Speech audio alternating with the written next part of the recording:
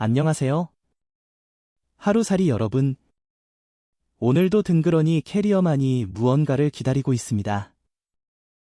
저기 앞에서 버스가 한 대 오고 있어요. 기차역 가는 버스입니다. 기차역에 도착해서 배가 고파 롯데리아를 바라보며 반미를 먹고 있네요. 기차역 간판이 보이고 이제 다 먹었으면 한번 기차를 탑승하러 가볼까요? 전문에서 엔트리까지 쭉 걸어가면 됩니다.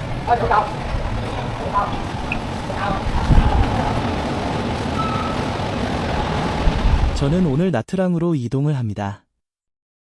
7시간 정도라 슬리핑 좌석이 아닌 일반 좌석을 티켓팅하였습니다. 우선 기차를 한번 둘러볼까요? 이 기차는 새 24라는 출고된 지 오래되지 않은 기종 같고 저는 베트남에서 기차나 버스를 예약하는 웹인 백서러 컴을 이용해 기차를 예약했어요.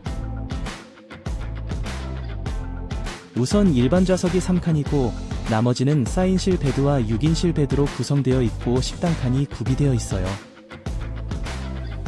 일반실을 예약할 때 와이파이를 이용할 수 있다고 하였는데 알번실은 안되고 6인실 구간만 와이파이 사용이 가능하더라고요. 참조하시기 바랍니다. 화장실도 수세식으로 되어 있어 깔끔하고 기내에서 음식도 판매하기 때문에 편안하게 기차 여행을 할 수 있었어요. 뜨거운 정수물이 공급되니 뽀글이 해드실 분은 라면 사가지고 가세요. 외국인 한두 분이 저와 같이 일반석에 타고 있었는데 베트남 분들이 다 살갑게 대해주셔서 편안하게 7시간을 여행하였네요. 알아듣지는 못하지만 주전부리를 판매하시는 분의 입담이 장난이 아닌 듯합니다. 많은 사람들이 하나같이 무언가를 열심히 사먹는 것을 보니까요. 비가 와서 나트랑 역에 내려서 그랩 승용차를 불렀는데 아무도 픽업을 승인하지 않아 오토바이를 타고 비를 맞으면서 호텔 앞까지 가게 되었어요. 캐리어가 많지 않다면 이용해보는 것도 좋을 것 같아요. 비 오는 날은 최대한 이용을 자제하시고 기사님에게 천천히 가달라고 하면 천천히 가주시더라고요.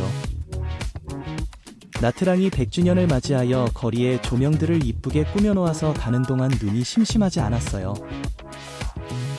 호텔에 근접했을 때는 비가 오는데도 불구하고 많은 사람들이 광장에서 즐기고 있는 모습도 보였어요.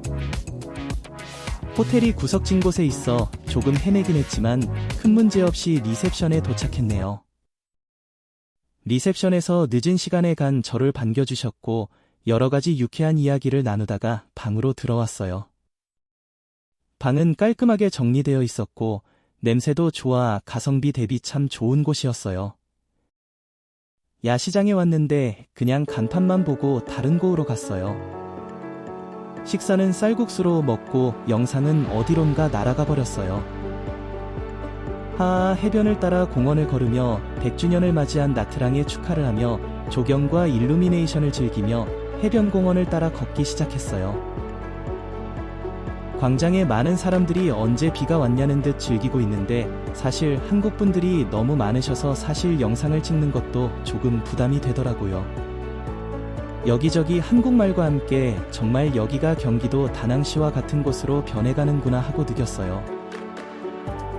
베트남 공산당 국기가 보이고 지방으로 갈수록 그 색채가 더 짙어지는 것을 느낄 수가 있었어요. 베트남 분들도 많이 휴가를 즐기러 오는 곳이지만 현지인보다는 한국인이 더 많은 느끼과 해변 쪽으로 가자 한국인 분들보다는 현지인들이 밤해변을 즐기기 위해 많이 나오신 것 같았어요. 광장에서는 짝퉁 팬더가 아이들의 사진 놀이감이 되어 가고 있었고 오른쪽으로는 치명탑이라는 타워가 있는데 작은 타워이지만 광장의 중앙에 위치하고 연꽃 모양을 형상화하여 사진 찍기에 너무 좋은 곳이라며 낮보다는 저녁이 되면 조명을 보며 인생의 한 컷을 남기기 위하여 많은 사람들이 치명탑 주변으로 몰려든다. 하루살이도 치명탑 주변을 어슬렁거리면서 인생의 한 컷을 남기기 위해 몇 장의 사진을 찍었는지 맞은편 거리의 건물들에서 나오는 일루미네이션과 침향탑에서 나오는 조명이 조화를 이루어 더욱더 사람의 발길을 끌게 하는 불나방 같은 매력을 발산하고 있었다. 왜 침향탑이 연꽃 모양의 형상을 하고 있는지는 지금 영상처럼 정면에서 보면 정말로 연꽃이 피기 전의 모습을 형상화한 것처럼 보인다. 드론을 가지고 있었다면 하늘로 날려보내 정말 예쁜 야기의 모습과 연꽃의 모습을 볼 수 있지 않을까 하는 아쉬움을 남겨본다.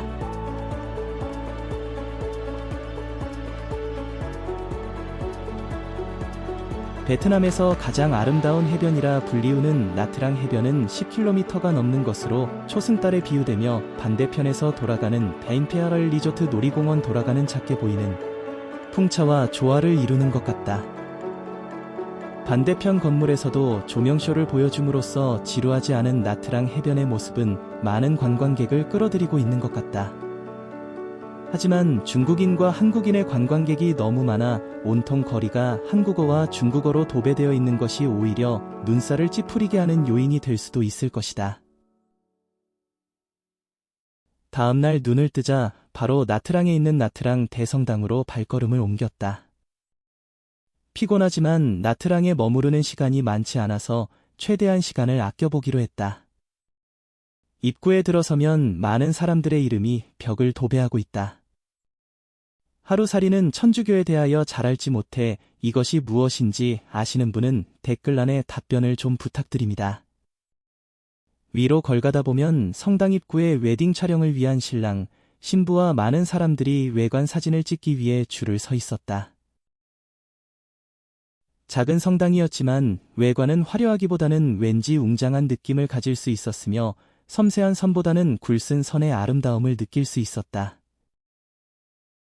곡선을 잘 살린 내부의 천장은 나를 감탄하게 말들었다. 규모가 작아서 그 웅장함은 떨어졌지만 와라는 감탄의 말이 나오기에는 충분했다. 햇빛을 통해 빚어지는 스테인글라스는 참 아름다웠다. 호치민에서 노틀담 성당과 핑크 성당의 내부를 보지 못해서 비교를 할 수는 없었지만 성당 내부는 참 평온함을 가져다 준다는 느낌을 받으며 또 다른 종교의 하나인 부처를 만나러 출발했다. 롱선사에 도착하자 거대한 입구와 사람들이 나를 맞이했다. 고요하고 조용하기보다는 약간의 소음과 함께 경건함을 느낄 수 있었다. 군중들이 많이 가는 쪽으로 이동하면서 아시아의 대중적인 종교가 왜 불교인지를 감지할 수 있었다. 성당과는 완전 다른 문화를 인정할 수밖에 없는 것이었다. 부처가 왠지 중앙에서 모든 중생을 바람보는 듯한 모든 종교의 비슷함을 위로하고 걸어서 7분 정도면 도착하는 산정상 부분에 있는 부처를 만나러 가기로 했다. 누워있는 큰 부처의 모습을 보았을 때 사람들은 자꾸 팔꿈치를 만지면 복이 오는지 돈이 들어오는지 팔꿈치 부분이 많이 달아있었다. 중생들의 삶을 걱정해서인지 많은 중생들이 부채와 액세서리를 팔면서 관광객들에게 부처의 사상을 되새기게 해주었다. 올라가면서 보게 될 부처의 모습을 보면서 상상하며 숨을 조금 헐떡거리며 계단을 올라가면서 나는 왜 절들이 산꼭대기 아니면 계곡 깊은 곳, 산속 깊은 곳에 위치해 있는지 참으로 궁금해지기 시작했다. 힘든 중생들에게 고난과 역경을 주기 위한 것인지 아니면 역경을 통해 자신의 모습을 차출하는 것인지 참 이해가 가지는 않았다. 웅장한 부처상의 모습이 눈에 들어왔다. 하얀색의 산정상에서 내려보는 저 모습. 많은 사람들의 믿음으로 지금까지 내려져 오는 아시아 지역의 유일한 종교로서 그 마음이 변함없이 깨끗하고 중생들의 마음을 어루만져주고 사회에 공헌하며 옳은 소리하는 모습으로 남아주길 바랄 뿐이다. 부처상을 뒤로하고 달라탱 버스 티켓팅을 하기 위하여 버스 정류장으로 향했다. 외곽에 있어서 그랩 오토바이로 20분 정도를 갔으며 새로 지어진 정류장은 깔끔했다. 하지만 이렇게까지 할 필요가 없었는데 우선 FTVN 사이트에 들어가서 예약을 하면 된다. 그리고 전화번호는 꼭 베트남 전화번호가 필요하니 호텔 리셉션에 부탁하면 된다. 그럼 예약한 날 리셉션에 픽업버스를 몇 시까지 보내준다는 문자나 통화를 받게 될 것이다. 한마디로 버스티켓에 픽업비도 포함되어 있다는 것이다. 티켓은 절대로 버리면 안 된다. 도착지에서도 티켓을 보여줘야만 예약 호텔로 이동시켜주기 때문이다. 난 이 사실을 알기 위해 10만 동을 그랩비로 날렸다. 주의할 점은 한국어로 예약을 대신해주는 표터 사이트가 있는데 가격은 2배 이상 받는다. 저녁으로 시푸드 볶음밥과 모닝글로리를 먹으며 하루를 마무리한다. 참고로 달랏 버스티켓 비용은 17만 동이나 대행해주는 서하트에서는 35만 동 받고 있다. 오늘도 즐거운 하루 되시고 좋아요와 구독 부탁드립니다.